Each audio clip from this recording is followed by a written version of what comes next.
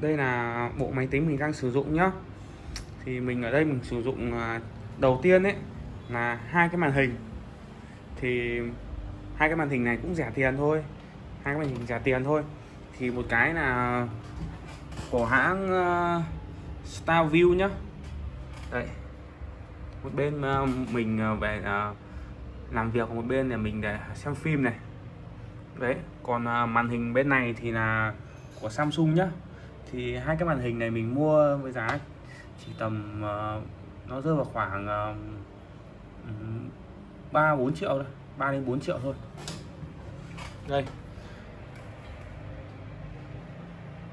Đây là cái cây của mình nhá. Đấy, các bạn nhìn xa này, đèn đục đóm này, cây đấy. Thì cây này của mình cũng thuộc cấu hình bình thường thôi, cấu hình rẻ thôi.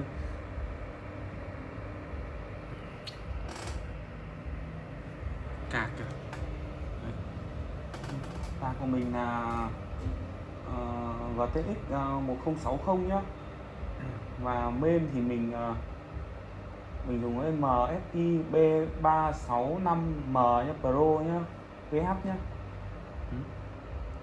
Đèn này đẹp lắm, có thể nháy được theo đèn cơ, nhưng mà cái đèn đấy mình vứt ở đâu ấy nên chỉ có màu xanh thôi, rất là đẹp.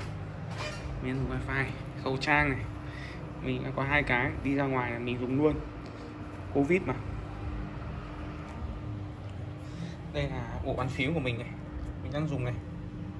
Bàn phím này thì là của hãng Darrell, mình cũng chẳng biết hãng gì, mình thấy đẹp mình mua đây, nhỏ gọn. Chuột thì mình dùng chuột của MSI. Ngày xưa thì mình có mua dùng nắp của MSI cơ, nhưng mà con đấy mình cũng lâu rồi mình bán rồi. Trên bàn của mình thì cũng chỉ có tượng. Và mình đang dùng bộ loa này. Bộ này mình mua có đợt đấy là có 700, nghe rất sướng các bạn. Ok, đây là mình xong cái máy tính của mình.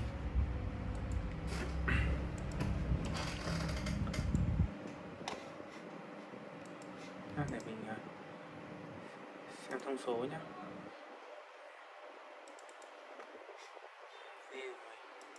Mình đấy, mình Core i5 9400F, RAM mình 16GB. Thì mình cũng để vừa làm việc và vừa giải trí thôi. Thì thấy cấu hình này đối với mình dùng cũng ok rồi, không phải là chậm mà không phải là nhanh quá, nói chung là dùng ở cái mức gọi là rất là ok.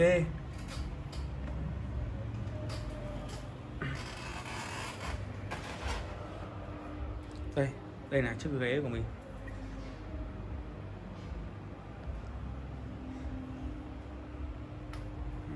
Chung là dùng rất là ok các bạn.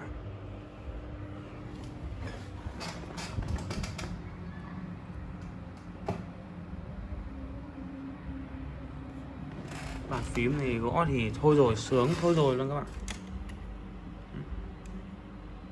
Mình đang quay bằng chiếc iPhone 11 nhé. Sim này.